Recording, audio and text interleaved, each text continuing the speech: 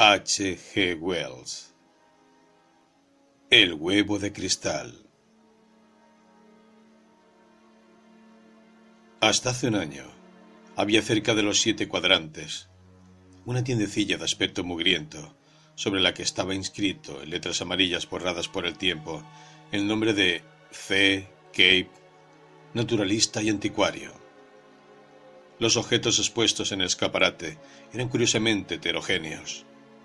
Comprendían algunos colmillos de elefante y un incompleto juego de ajedrez, abalorios y armas, una caja con ojos, 2 cráneos de tigre y un humano, varios monos disecados comidos por la polilla, uno sosteniendo una lámpara, un armario anticuado, un huevo de avestruz o algo así ensuciado por las moscas, algunos aparejos de pesca y una pecera vacía extraordinariamente sucia. También había, al comenzar esta historia, un trozo de cristal tallado en forma de huevo y pulido con un brillo intenso. Y eso era lo que miraban 2 personas que estaban ante el escaparate. Una de ellas un clérigo alto y delgado, la otra un joven de negra barba, tez morena y ropas holgadas. El joven moreno hablaba con gestos impacientes y parecía ansioso porque su compañero comprara el artículo. Mientras estaban en esas, entró en su tienda el señor Cape, con restos del pan y la mantequilla, del té todavía en la barba. Al ver a estos hombres y el objeto de su consideración, se le mudó el semblante. Miró por encima del hombro con aire de culpabilidad y suavemente cerró la puerta. Era un viejecito de rostro pálido y peculiares ojos azules y acuosos. Tenía el pelo de color gris sucio y llevaba una raída levita azul, un viejo sombrero de copa y unas zapatillas con los talones muy gastados. Se quedó observando a los 2 hombres mientras hablaban. El clérigo registró a fondo el bolsillo del pantalón, examinó un puñado de dinero y enseñó los dientes en una sonrisa de aprobación. El señor Cape pareció todavía más deprimido cuando entraron en la tienda. El clérigo, sin más rodeos, preguntó el precio del huevo de cristal. El señor Cape miró con nerviosismo hacia la puerta que daba a la trastienda y dijo que 5 libras. El clérigo se quejó, tanto a su compañero como al señor Cape, de que el precio era alto. Era desde luego muchísimo más de lo que el señor Cape había pensado pedir cuando había puesto el artículo a la venta, y pasó un intento de regateo. El señor Cape avanzó hasta la puerta de la tienda y la abrió. 5 libras es mi precio, dijo, como si deseara ahorrarse la molestia de una discusión inútil. Al hacerlo, la parte superior del rostro de una mujer asomó por encima de la cortina del panel superior de cristal de la puerta que daba a la trastienda y examinó con curiosidad a los 2 clientes. 5 libras es mi precio, repitió el señor Cape con voz temblorosa. El joven de tez morena había permanecido hasta entonces como mero espectador, observando atentamente al señor Cape. Ahora habló. Dele 5 libras, dijo. El clérigo le miró para cerciorarse de que lo decía en serio, y cuando miró de nuevo al señor Cape, vio que tenía la cara pálida. Es mucho dinero, dijo el clérigo, y rebuscando en el bolsillo empezó a contar sus recursos. Tenía poco más de 30 chelines, así que apeló a su compañero, con quien parecía estar en términos de considerable familiaridad. Esto le dio al señor Cape la oportunidad de ordenar sus ideas y empezó a explicar de manera agitada que, de hecho, el cristal no estaba del todo disponible para la venta. A los 2 clientes esto les sorprendió mucho, naturalmente, y preguntaron por qué no lo había dicho antes de empezar a negociar. El señor Cape se turbó, pero se aferró a la historia de que el cristal no estaba a la venta aquella tarde, que ya había aparecido un probable comprador. Los 2, tomándolo por un intento de subir todavía más el precio, hicieron ademán de salir de la tienda. Pero en ese momento se abrió la puerta de la trastienda y apareció la propietaria del flequillo oscuro y los ojos pequeños. Era una mujer de facciones toscas, corpulenta, más joven y mucho más gruesa que el señor Cape. Andaba pesadamente, tenía la cara colorada. «Ese cristal está en venta», subrayó, «y 5 libras es un buen precio. No sé qué te pasa, Cape. Mira que no aceptar la oferta del caballero». El señor Cape, muy perturbado por la interrupción, la miró furioso por encima de la montura de las gafas y, sin excesiva seguridad, reafirmó su derecho a llevar los negocios a su manera. Comenzó un altercado. Los dos clientes contemplaban la escena con interés y algo divertidos, proporcionando ocasionalmente sugerencias al señor Cape. El señor Cape, acosado, persistió en una confusa e imposible historia de alguien que se había interesado por el cristal aquella mañana, y su nerviosismo se hizo penoso. Pero se aferró a su historia con extraordinaria tenacidad. Fue el joven oriental el que puso fin a la curiosa controversia. Propuso que volvieran al cabo de 2 días para dar al pretendido interesado la debida oportunidad. «Y entonces hemos de insistir», dijo el clérigo. 5 libras. La señora Cape se encargó de pedir disculpas por la actitud de su marido, explicando que a veces era un poco raro y, cuando los 2 clientes salieron, la pareja se preparó para discutir todos los aspectos del incidente con plena libertad. La señora Cape le habló a su marido en un tono especialmente directo. El pobre hombrecillo, temblando de emoción, se hizo un lío con sus historias, manteniendo, por una parte, que tenía otro cliente a la vista y asegurando, por otra, que el cristal valía honradamente 10 guineas. «Entonces, ¿por qué pediste 5 libras?» preguntó su mujer. «Déjame llevar los negocios a mi manera», respondió el señor Cape. El señor Cape tenía viviendo con él a un hijastro y a una hijastra, y por la noche en la cena se volvió a discutir la transacción. Ninguno de ellos tenía una opinión muy buena de los métodos comerciales del señor Cape, y esta actuación les pareció el colmo de la locura. «Yo creo que no es la primera vez que se niega a vender ese cristal», aseguró el hijastro, un fornido patán de 18 años. «Pero 5 libras», intervino la hijastra, una joven de 26 años propensa a las discusiones. Las respuestas del señor Cape eran lastimosas.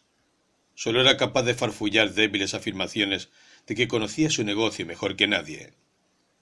Hicieron que, dejando la cena a medio comer, se fuera a la tienda para cerrarla hasta el día siguiente, con las orejas al rojo vivo y lágrimas de humillación detrás de las gafas. ¿Por qué había dejado tanto tiempo el cristal en el escaparate? ¡Qué locura! Ese era el problema que más le preocupaba. Durante un tiempo no pudo encontrar forma alguna de evitar la venta. Después de cenar, hijastra e hijastro se acicalaron y salieron, y la mujer se retiró al piso de arriba para reflexionar sobre los aspectos comerciales del cristal con un poco de azúcar, limón y lo demás en agua caliente. El señor Cape entró en la tienda y se quedó allí hasta tarde, con el pretexto de preparar rocas ornamentales para peceras, pero en realidad con una finalidad personal que se explicará mejor más tarde. Al día siguiente la señora Cape advirtió que el cristal había sido retirado del escaparate y se encontraba detrás de unos libros de pesca usados. Ella volvió a poner un escaparate, en un lugar destacado, pero no discutió más sobre el asunto, dado que una jaqueca la desanimaba a discutir, al contrario que el señor Cape, siempre opuesto a las discusiones. El día transcurrió de forma desagradable. El señor Cape estuvo más abstraído que de costumbre y al mismo tiempo excepcionalmente irritable. Por la tarde, cuando su mujer dormía su siesta habitual, retiró de nuevo el cristal del escaparate. Al día siguiente, el señor Cape tenía que entregar un pedido de perros marinos en uno de los hospitales universitarios donde los necesitaban para prácticas de disección. Durante su ausencia, la señora Cape volvió a cavilar sobre el tema del cristal y la manera más apropiada de gastarse 5 libras llovidas del cielo. Ya había ideado algunos planes muy agradables, entre otros un vestido de seda verde para ella y una excursión a Richmond, cuando el chirrido de la campanilla de la puerta principal exigió su presencia en la tienda. El cliente era un profesor que venía a quejarse de que no habían sido entregadas ciertas ranas pedidas para el día anterior. La señora Cape no aprobaba esta rama especial de los negocios del señor Cape, y el caballero, que había llegado con ánimo un tanto agresivo, se retiró después de un breve intercambio de palabras, completamente educadas por lo que a él se refería. Los ojos de la señora Cape se volvieron entonces naturalmente hacia el escaparate, puesto que la visión del cristal significaba la seguridad de las 5 libras y de sus sueños. ¿Cuál no sería su sorpresa al ver que había desaparecido? Fue al sitio, detrás de la caja sobre el mostrador, donde lo había descubierto el día anterior. No estaba allí, así que inmediatamente empezó una impaciente búsqueda por toda la tienda. Cuando el señor Cape volvió de su negocio con los perros marinos hacia las 2 menos cuarto de la tarde, encontró la tienda en cierto desorden y a su mujer, extremadamente exasperada y de rodillas, detrás del mostrador, rebuscando entre sus materiales de taxidermia. Cuando la crispante campanilla anunció su vuelta, asomó la cara por encima del mostrador, acalorada y furiosa, y directamente le acusó de esconderlo. ¿Esconder qué?, preguntó Sir Cape. ¡El cristal! A lo que el Sir Cape, aparentemente muy sorprendido, corrió al escaparate. ¿No está aquí? ¡Cielos! ¿Qué ha sido de él? Justo entonces el hijastro del Sr. Cape volvió a entrar en la tienda desde la habitación interior. Había llegado a casa un minuto o así antes que el Sr. Cape, blasfemando a sus anchas. Estaba de aprendiz con un comerciante de muebles usados calle abajo, pero comía en casa, y naturalmente estaba enojado por no haber encontrado la comida dispuesta. Pero cuando se enteró de la pérdida del cristal, se olvidó de la comida, y el objeto de su cólera pasó de su madre a su padrastro. Lo primero que pensaron, desde luego, fue que él lo había escondido, pero el señor Cape negó categóricamente todo conocimiento de su destino, ofreciendo voluntariamente su perjura declaración jurada sobre el asunto, y finalmente llegó hasta el punto de acusar primero a su mujer y después a su hijastro de haberlo cogido con vistas a una venta privada. Y así comenzó una discusión extremadamente enconada y exaltada, que terminó con la señora Cape en un estado de nervios muy especial, entre la histeria y el frenesí, e hizo que el hijastro llegara por la tarde con media hora de retraso al establecimiento de muebles. El señor Cape escapó a las emociones de su mujer, refugiándose en la tienda. Por la noche se volvió a tratar el asunto con menos pasión y un talante judicial bajo la presidencia de la hijastra. La cena transcurrió de forma lamentable y culminó con una escena penosa. El señor Cape cedió finalmente a una extrema exasperación y salió por la puerta principal dando un violento portazo. El resto de la familia, después de hablar de él con la libertad que su ausencia garantizaba, registró la casa desde el desván hasta el sótano, esperando dar con el cristal. Al día siguiente se presentaron de nuevo los 2 clientes. Fueron recibidos por la señora Cape casi llorando. Se enteraron de que nadie podía imaginarse todo lo que había tenido que aguantar a Cape en diversas etapas de su matrimonial peregrinación. También les informó, embrolladamente, de la desaparición. El clérigo y el oriental se rieron por dentro en silencio y dijeron que era de lo más extraordinario. Y como la señora Cape pareció dispuesta a contar la historia completa de su vida, hicieron ademán de irse de la tienda. por lo que la señora Kate, aferrándose todavía a la esperanza, pidió la dirección del clérigo para, en caso de sacar algo a Kate, poder comunicárselo. La dirección fue entregada como era de esperar, pero al parecer, posteriormente se extravió. La señora Kate no recuerda nada al respecto. Aquel día por la noche los Kate parecían haber agotado todas sus emociones, y el señor Kate, que había estado fuera por la tarde, cenó en un sombrío aislamiento que contrastaba agradablemente con la apasionada controversia de los días anteriores. Durante algún tiempo las relaciones dentro de la familia Kate estuvieron muy tensas, pero ni el cristal ni el cliente volvieron a aparecer. Ahora bien, para no andarnos con rodeos, tenemos que admitir que Sir Kate era un embustero. Sabía perfectamente dónde estaba el cristal. Se hallaba en las habitaciones del señor Jacoby Weiss, profesor ayudante de prácticas en el Hospital de Santa Catalina, en la calle Westbourne. Se encontraba sobre el aparador, parcialmente cubierto por una tela de terciopelo negro y junto a una licorera con whisky americano. Y fue precisamente del Sir Weiss de quien se obtuvieron los pormenores en los que se basa esta historia.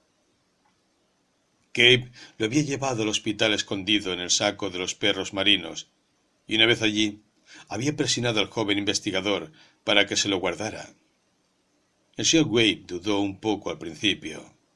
Su relación con Kate era especial. Le atraían los personajes raros, y más de una vez había invitado al viejo a fumar y a beber en sus habitaciones, animándole a desvelar sus opiniones, bastante divertidas, sobre la vida en general y sobre su esposa en particular. El Sr. Wade había tenido que vérselas también con la señora Kate en ocasiones en que el Sr. Kate no estaba en casa para atenderle. Conocía las constantes interferencias a las que Kate estaba sometido, y habiendo sopesado la historia judicialmente, decidió dar refugio al cristal. El Sr. Kate prometió explicar las razones de su extraordinario apego por el cristal de una manera más detallada en una ocasión posterior, pero habló claramente de ver visiones en él. Aquella misma noche volvió a visitar al Sr. Weiss. Contó una historia complicada. Dijo que el cristal había llegado a su poder junto con otros restos de la subasta de los efectos de otro comerciante de antigüedades, y desconociendo cuál pudiera ser su valor, le había puesto el precio de 10 chelines. Lo había tenido en ese precio durante algunos meses, y estaba pensando en reducir la cantidad cuando hizo un descubrimiento extraordinario. En aquella época tenía muy mala salud. Hay que tener muy en cuenta que a lo largo de toda esa experiencia su estado físico era de decaimiento. Sufría angustia considerable a causa de la negligencia y hasta los verdaderos malos tratos que recibía de su mujer y de sus hijastros. Su mujer era vanidosa, extravagante, insensible y cada vez más aficionada a beber a solas. Su hijastra era ruin y ambiciosa, y su hijastro había concebido una violenta antipatía hacia él y no perdía ocasión de demostrársela. Las responsabilidades del negocio le oprimían excesivamente, y el Sr. Weiss no cree que estuviera completamente limpio de ocasionales excesos en la bebida. Habían comenzado la vida en una posición acomodada.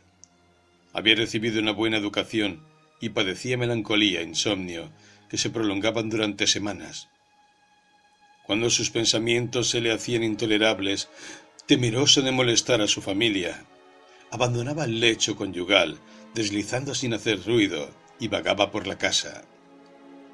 Y hacia las 3 de la mañana, un día, a finales de agosto, la casualidad le llevó a la tienda. La sucia tiendecilla estaba sumida en una negrura impenetrable, salvo en un punto donde percibió un insólito resplandor. Al acercarse descubrió que era el huevo de cristal que estaba en el rincón del mostrador, en dirección a la ventana. Un fino rayo de luz penetraba por una rendija en la persiana. Incidía sobre el objeto y parecía como si fuera a llenar todo su interior. Al Sr. Kate se le ocurrió que eso no concordaba con las leyes de la óptica que había aprendido en su juventud. Podía comprender que los rayos fueran reflejados por el cristal hacia un foco en su interior, pero esta difusión no casaba con sus conocimientos de física. Se acercó más al cristal, observando el interior y la superficie de un transitorio renacimiento de la curiosidad científica que en su juventud había decidido su elección vocacional. Le sorprendió descubrir que la luz no era constante, sino que oscilaba dentro de la sustancia del huevo, como si aquel objeto fuera una esfera hueca con algún vapor luminoso. Al cambiar de sitio para conseguir puntos de vista distintos, repentinamente notó que se había interpuesto entre el rayo y el cristal, y que a pesar de ello el cristal continuaba luminoso. Profundamente asombrado, lo retiró de la luz y lo llevó a la parte más oscura de la tienda. Allí siguió brillando 4 o 5 minutos, al término de los cuales se oscureció lentamente y se apagó. Lo expuso al fino haz de luz de día y recobró la luminosidad casi al instante. Hasta aquí, por lo menos, el señor Weiss pudo comprobar la sorprendente historia del señor Cave. Él mismo había tenido repetidas veces expuesto el cristal a un rayo de luz. Su diámetro tenía que ser inferior a 1 milímetro, en completa oscuridad, como la que puede proporcionar una envoltura de terciopelo. El cristal presentaba indudablemente una fosforescencia muy débil. Parecía, no obstante, que la luminosidad era de una clase excepcional, no visible a todos por igual, pues al señor Arbinger, cuyo nombre resultaba familiar al lector científico en relación con el Instituto Pasteur, le fue completamente imposible ver ninguna luz en absoluto. La propia capacidad del señor Weiss para apreciarla era sin comparación inferior a la del señor Cave. Incluso tratándose del señor Cave, la capacidad variaba muy considerablemente. Su visión resultaba mucho más intensa durante estados de debilidad y fatiga extremas. Pues bien, desde el comienzo esta luz en el cristal ejerció una fascinación irresistible sobre el señor Cave. Que no contara sus observaciones a ningún ser humano explica mejor la soledad de su alma de lo que lo haría todo un volumen de escritos patéticos. Parece haber estado viviendo en tal atmósfera de mezquinos resentimientos que el admitir la existencia de un placer habría significado el riesgo de perderlo. Observó que a medida que avanzaba el amanecer y aumentaba la cantidad de luz esparcida, el cristal perdía toda traza de luminosidad, y durante algún tiempo fue incapaz de ver nada dentro de él, excepto por la noche, en rincones oscuros de la tienda.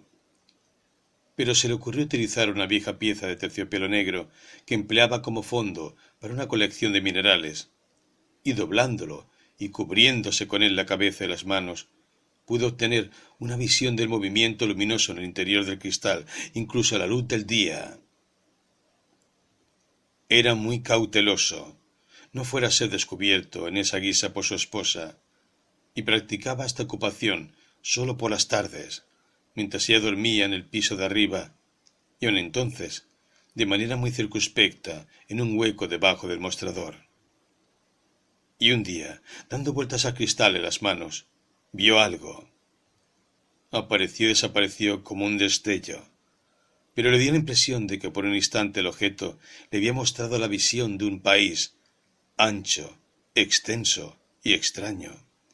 Y al girarlo de nuevo, precisamente cuando se debilitaba la luz, podía contemplar la misma visión. Está claro que resultaría tedioso e innecesario relatar todas las fases del descubrimiento del señor Cave desde ese momento. Baste con decir que la conclusión fue esta. Cuando se observaba el interior del cristal, formando éste un ángulo de 137 grados respecto de la dirección del rayo luminoso, mostraba una imagen clara y coherente de un paisaje extenso y extraño. No se parecía en absoluto a un sueño. Daba una clara impresión de realidad. Y cuanto mejor era la luz, más real y sólida parecía. Era una imagen en movimiento. Es decir, ciertos objetos se movían dentro de ella, pero de forma lenta y ordenada, como las cosas reales, y según cambiaba la dirección de la iluminación y de la visión, también cambiaba la imagen. Debió de haber visto ciertamente como contemplar una vista a través de un cristal ovalado, girándolo para conseguir ver los diferentes detalles. El Sr. Weiss me asegura que las declaraciones del Sr. Cape eran extremadamente detalladas y carecían por completo de cualquiera de los aspectos emocionales que impregnan las impresiones alucinadoras. Pero hay que recordar que todos los esfuerzos del Sr. Wade para ver una claridad similar en la desvaída opalescencia del cristal fracasaron completamente por más que lo intentó. La diferencia de intensidad en las impresiones recibidas por los dos hombres era muy grande, y puede que lo que para el Sr. Cape era una visión, para el Sr. Weiss fuera una mera nebulosidad difusa. La visión, tal como la describía el Sr. Cape, era invariablemente la de una extensa llanura, y parecía que siempre la contemplaba desde una altura considerable, como desde una torre o un mástil. Al este y al oeste la llanura estaba flanqueada por una distancia remota por vastos acantilados rojizos que le recordaban a los que había visto en un cuadro, pero el Sr. Weiss no pudo determinar de qué cuadro se trataba. Estos acantilados iban de norte a sur. Sabía los puntos cardinales por las estrellas que eran visibles por la noche, alejándose en una perspectiva casi ilimitada y desdibujándose las nieblas de la distancia antes de encontrarse. En el momento de su primera visión, él estaba más cerca del macizo de acantilados orientales. El sol se elevaba sobre ellos, y negras contra la luz del sol y pálidas contra su sombra, aparecieron muchas formas volantes que el Sr. Cape tomó por pájaros. Una vasta hilera de edificios se extendía por debajo, de forma que él parecía estar mirándolo desde arriba, y a medida que se acercaban al extremo borroso y refractado de la imagen, se tornaban indistintos. También había árboles con formas curiosas, y en cuanto a color, era de un verde profundo, como de musgo, y de un gris exquisito. Junto a un canal ancho y reluciente, y algo grande, de colores brillantes, cruzó la imagen volando. Pero la primera vez que el Sr. Cape vio estas imágenes, lo hizo solo en destellos. Las manos le temblaban, la cabeza se le movía. La visión aparecía y desaparecía, y se tornaba nebulosa y poco nítida. Al principio tuvo las mayores dificultades para volver a recuperar la imagen, una vez perdida su dirección. La siguiente visión clara, que se le presentó una semana más o menos después que la primera, en el intervalo no había cosechado más que tentadores vislumbres y alguna experiencia útil, le mostró el valle en toda su longitud. La visión era diferente, pero tuvo la curiosa convicción, confirmada repetidamente por sus siguientes observaciones, de que estaba contemplando ese extraño mundo exactamente desde el mismo sitio, aunque mirando en una dirección diferente. La larga fachada del gran edificio, cuyo tejado había mirado antes desde arriba, ahora se alejaba en la perspectiva. Reconoció el tejado. En la parte delantera de la fachada había una terraza de masivas proporciones y extraordinaria longitud, y en medio de la terraza, a ciertos intervalos, se erguían mástiles enormes, pero muy gráciles, sosteniendo pequeños objetos brillantes que reflejaban la puesta de sol. La importancia de estos pequeños objetos no se le ocurrió al Sr. Cape hasta algún tiempo después, cuando describía la escena al Sr. Weiss. La terraza sobresalía por encima de un seto de la vegetación más exuberante y grácil. Más allá había un amplio y herboso césped sobre el que reposaban ciertas criaturas anchas, de forma parecida a la de los escarabajos, pero muchísimo más grandes. Más allá, todavía había una calzada de piedra rosácea ricamente decorada. Y más allá, subiendo valle arriba, en exacto paralelo con los remotos acantilados, bordeada de una densa maleza de color rojo, había una ancha extensión de agua parecida a un espejo. El aire parecía rebosar de escuadrillas de grandes pájaros que se deslizaban en curvas majestuosas. y al otro lado del río había una multitud de espléndidos edificios de muchos colores que relucían con sus tracerías y múltiples caras metálicas en medio de un bosque de árboles parecidos al musgo y al liquen. Y de repente algo cruzó la visión, aleteando repetidamente como el ondear de un enjollado abanico o el batir de un ala. Un rostro, más bien la parte superior de un rostro, con unos ojos muy grandes, apareció, por decirlo así, muy cerca de la suya propia, y como si estuviera al otro lado del cristal. Al señor Cave, la absoluta realidad de estos ojos le dejó tan atónito e impresionado que retiró la cabeza del cristal para mirar por detrás. Se había quedado tan absorto observando, que le sorprendió mucho encontrarse en la fría oscuridad de su pequeña tienda, con los familiares olores a metílico, humedad y podrido. Mientras miraba pestañeando a su alrededor, el resplandeciente cristal se oscureció y se apagó. Tales fueron las primeras impresiones generales del señor Cave. La historia es curiosamente directa y detallada. Desde el comienzo, cuando el valle destelló por primera vez momentáneamente sobre sus sentidos, su imaginación quedó extrañamente afectada, y a medida que empezaba a apreciar los detalles de la escena que veía, su asombro se convertía en pasión. Atendía su negocio apático y destrozado, pensando solo en el momento en que podría volver a su observación. Entonces, una semana después de su visión del valle, llegaron los dos clientes. La tensión y excitación de su oferta, y el cristal que se libra de la venta por los pelos, como ya he contado. Ahora bien, mientras aquello constituyó el secreto del señor Cave, siguió siendo una pura maravilla, algo a lo que se va sigilosamente para observar a hurtadillas, como un niño podría mirar un jardín prohibido. Pero el señor Weiss posee unos hábitos mentales especialmente lúcidos y consecuentes para un joven investigador científico. Tan pronto como el cristal y la historia llegaron hasta él, y se convenció, al ver la fosforescencia con sus propios ojos, de que las declaraciones del señor Cave disponían realmente de ciertas pruebas, procedió a desarrollar el asunto sistemáticamente. El señor Cave estaba más que deseoso de regalarse la vista con el maravilloso mundo que veía, y acudía todas las noches desde las 8:30 hasta las 10:30, y a veces, en ausencia del señor Weiss, durante el día. También iba a las tardes de los domingos. El señor Weiss tomó abundantes notas desde el principio, y gracias a su método científico se demostró la relación entre la dirección por la que el rayo inicial entraba en el cristal y la orientación de la imagen.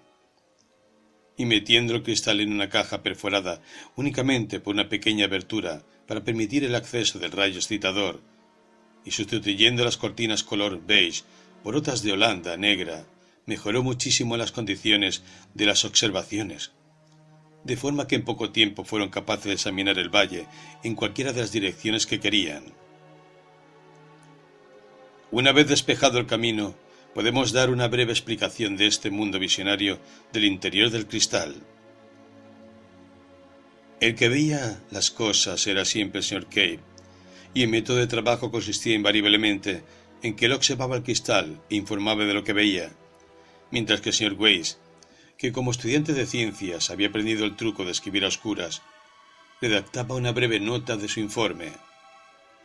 Cuando el cristal se oscurecía, lo colocaban en su caja en la posición adecuada y daban la luz eléctrica.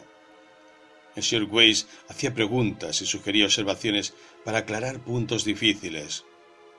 Nada, verdaderamente, podía haber sido menos visionario y más práctico. La atención del señor Cave se hizo rápidamente dirigida hacia las criaturas parecidas a pájaros que tanto abundaban en sus primeras visiones. Pronto corrigió su primera impresión y durante algún tiempo consideró que podían representar una especie diurna de murciélagos. Después pensó de forma bastante grotesca que podían ser querubines. Sus cabezas eran redondas y curiosamente humanas, y fueron los ojos de uno de ellos los que le habían asustado tanto en la segunda observación. Tenían anchas alas plateadas, sin plumas, pero que resplandecían casi con el mismo brillo que los peces recién pescados, y con el mismo sutil juego de colores, y estas alas, según supo el señor Weiss, no estaban hechas a la manera de las alas de pájaros o murciélagos, sino soportadas por costillas curvas que irradiaban del cuerpo. Una especie de ala de mariposa con costillas curvas parece lo mejor para indicar su aspecto. El cuerpo era pequeño, pero dotado de 2 manojos de órganos prensiles, semejantes a largos tentáculos, inmediatamente debajo de la boca. Por increíble que le pudiera parecer al señor Weiss, al final tuvo el convencimiento de que estas criaturas eran las propietarias de los grandes edificios casi humanos y del magnífico jardín que daba tanto esplendor al ancho valle. Y el señor Kay percibió que, entre otras peculiaridades, los edificios no tenían puertas, sino que las grandes ventanas circulares que se abrían libremente eran las que servían de entrada y salida a las criaturas. Se posaban sobre los tentáculos, plegaba las alas reduciéndolas casi al tamaño de un bastón, y saltando entraban en el interior. Pero entre ellas había una multitud de criaturas de alas más pequeñas, como de grandes libélulas, polillas y escarabajos voladores, y por el césped se arrastraban perezosamente de un lado para otro gigantescos escarabajos de tierra de brillantes colores. Además, en las calzadas y terrazas habían unas criaturas de grandes cabezas similares a las de las moscas aladas más grandes, pero sin alas, muy ocupadas saltando sobre su manojo de tentáculos en forma de mano. Se ha aludido ya a los relucientes objetos sobre los mástiles que se erguían sobre la terraza del edificio más próximo. Después de observar uno de estos mástiles minuciosamente, en un día especialmente claro, el señor Kay se le ocurrió que el objeto reluciente allí situado era un cristal exactamente igual al que estaba mirando, y una inspección aún más meticulosa le convenció de que cada uno de ellos, unos 20 en conjunto, tenía un objeto similar. De vez en cuando una de las grandes criaturas voladoras revoloteaban hasta uno de ellos, y, plegando las alas y enroscando algunos tentáculos alrededor del mástil, miraban fijamente al cristal durante un rato, a veces hasta un cuarto de hora. Una serie de observaciones hechas a sugerencia del señor Weiss convencieron a ambos observadores de que, por lo que a este mundo visionario concernía, el cristal cuyo interior ellos miraban estaba en realidad en la punta del último mástil de la terraza, y que al menos en una ocasión uno de esos habitantes del otro mundo había mirado al señor Kay a la cara mientras hacía estas observaciones. Y estos son los hechos esenciales de esta historia singularísima. A menos que lo rechacemos todo como una ingeniosa invención del señor Weiss, tenemos que admitir una de las 2 alternativas. O bien que el cristal del señor Kay se encontraba en 2 mundos a la vez, y que mientras en uno se le llevaba de acá para allá, en el otro permanecía estacionario, lo que parece completamente absurdo. O bien que tenía una especial relación de simpatía con otro cristal exactamente igual, en ese otro mundo, de forma que lo que se veía en el interior de uno, en este mundo era, en las condiciones adecuadas, visible para el observador del cristal correspondiente del otro mundo, y viceversa. De momento, desde luego, no conocemos ninguna forma en la que 2 cristales pudieran entrar en comunicación, pero hoy día sabemos lo suficiente como para comprender que la cosa no es completamente imposible. Esta teoría de los cristales en comunicación fue la suposición que se le ocurrió al señor Weiss, y al menos a mí me parece extremadamente plausible. ¿Y dónde estaba ese otro mundo? Sobre esto también la despierta inteligencia del señor Weiss arrojó luz rápidamente. Después de ponerse el sol, el cielo se oscurecía muy deprisa. El crepúsculo no constituía realmente más que un breve intervalo, y las estrellas se ponían al brillar. Eran evidentemente las mismas que vemos nosotros, formando las mismas constelaciones. El señor Kay reconoció la Osa, las Pléyades, Aldebarán y Sirio, de modo que el otro mundo debía de encontrarse en algún lugar del sistema solar, y como máximo solo unos cientos de millones de millas del nuestro. Siguiendo esta pista, el Sr. Weiss averiguó que el cielo de medianoche era de un azul más oscuro incluso que el de nuestro cielo a mitad de invierno, y que el sol parecía un poco más pequeño. Y había dos lunas pequeñas, como la nuestra, pero más pequeñas y con marcas muy diferentes, una de las cuales se movía tan deprisa que su movimiento resultaba claramente visible al mirarla. Estas lunas nunca estaban altas en el cielo, sino que se ponían cuando se elevaban, es decir, cada vez que daban vuelta, se eclipsaban por estar tan cerca de su planeta primario. Todo esto responde completamente, aunque el Sr. Cave no lo supiera, a las condiciones que deben de darse en Marte. Desde luego, parece una conclusión muy plausible que al observar el interior del cristal, lo que el Sr. Cave en realidad veía era el planeta Marte y sus habitantes. Si este fuera el caso, entonces la estrella vespertina que relucía con tanto brillo en el cielo de aquella distante visión no era ni más ni menos que la nuestra familiar Tierra. Durante algún tiempo los marcianos, si es que eran marcianos, no parecieron haberse percatado de la inspección del Sr. Cave. Una o dos veces alguno vino a mirar y marchó al poco a otro mástil, como si la visión no fuera satisfactoria. En ese periodo el Sr. Cave pudo vigilar los procedimientos de este pueblo alado sin ser molestado por sus atenciones, y aunque su informe es necesariamente vago y fragmentario, resulta a pesar de todo muy sugestivo. Imaginar la impresión que tendría de la humanidad un observador marciano que, después de un difícil proceso de preparación y con los ojos considerablemente fatigados, pudiera ver Londres desde el chapitel de la iglesia de San Martín a intervalos, con máximo de 4 minutos cada uno. El Sr. Cave no pudo cerciorarse de si los marcianos alados eran los mismos que los marcianos que saltaban por las calzadas y las terrazas, y si los últimos podían ponerse las alas a voluntad.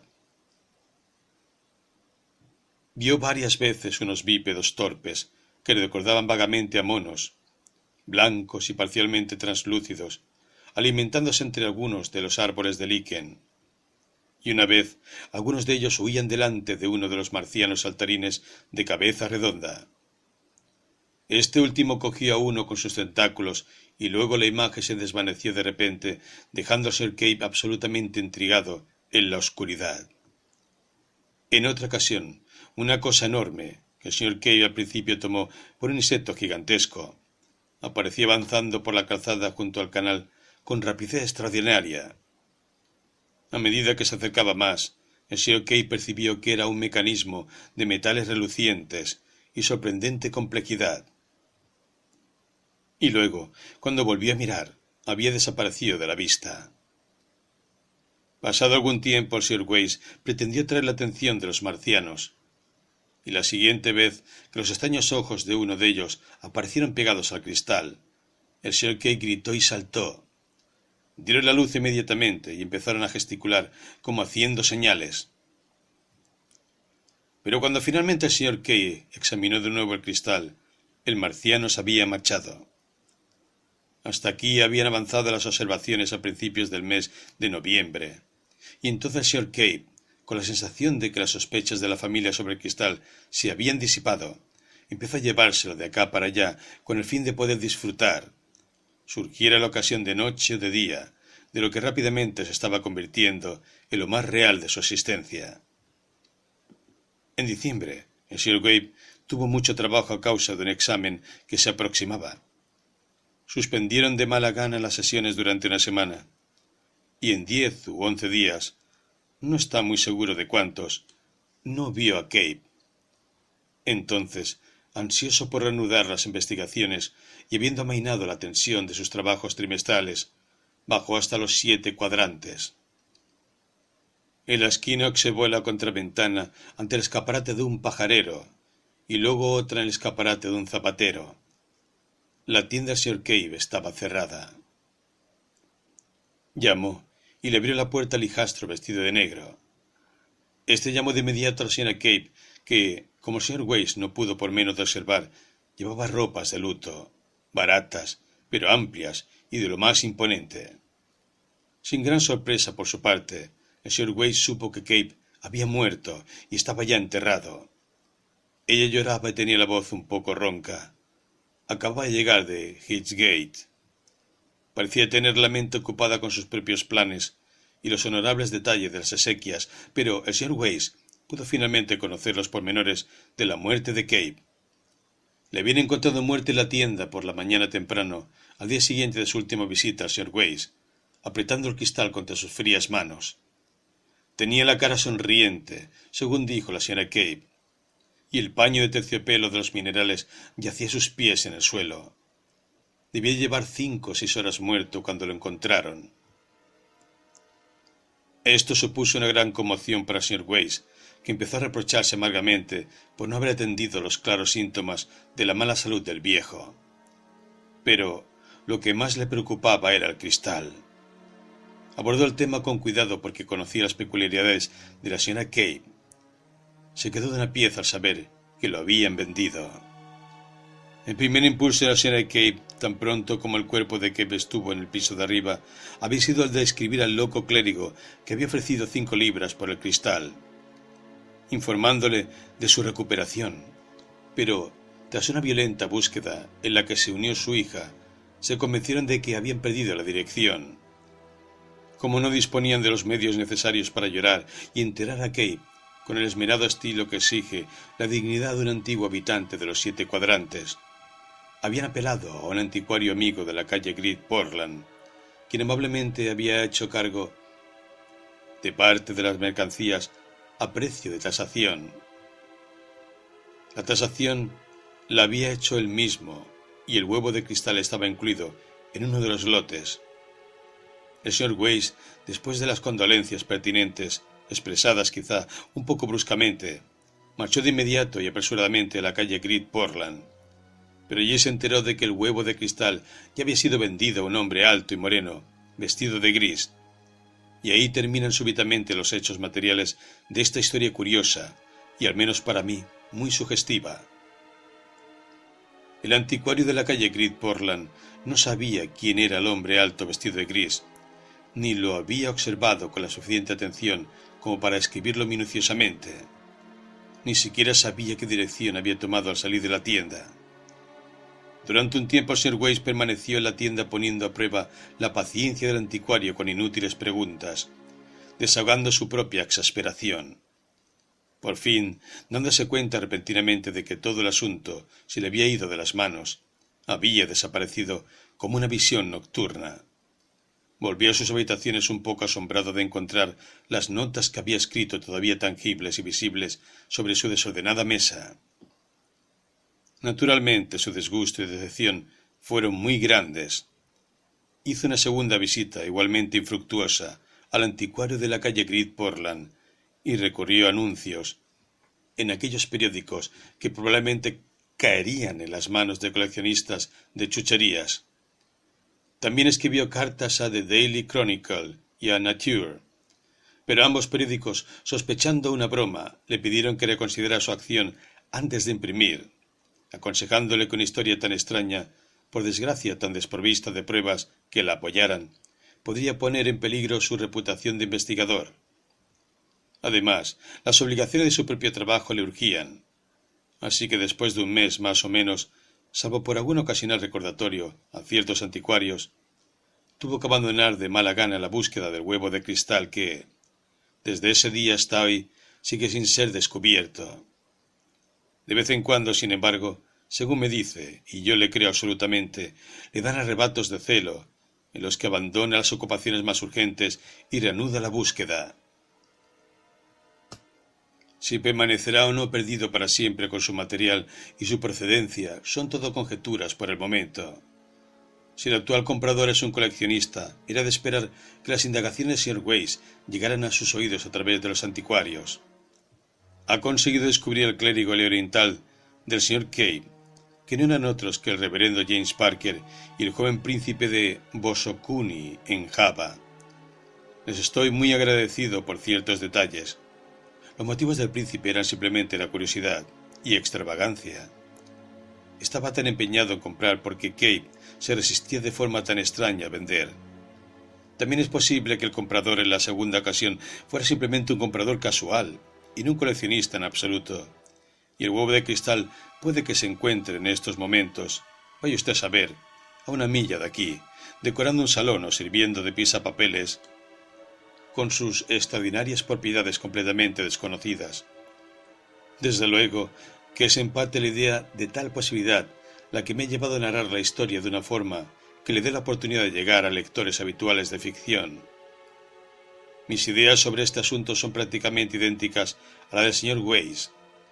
Creo que el cristal en el mástil en Marte y el huevo de cristal del señor Kate están en algún tipo, por el momento completamente inexplicable, de comunicación física, y los dos pensamos también que el cristal terrestre debe de haber sido enviado aquí desde ese planeta, posiblemente en fecha remota, para proporcionar a los marcianos una visión próxima de nuestros asuntos.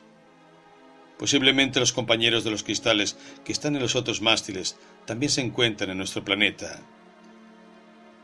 Ninguna teoría de la alucinación es suficiente para explicar los hechos.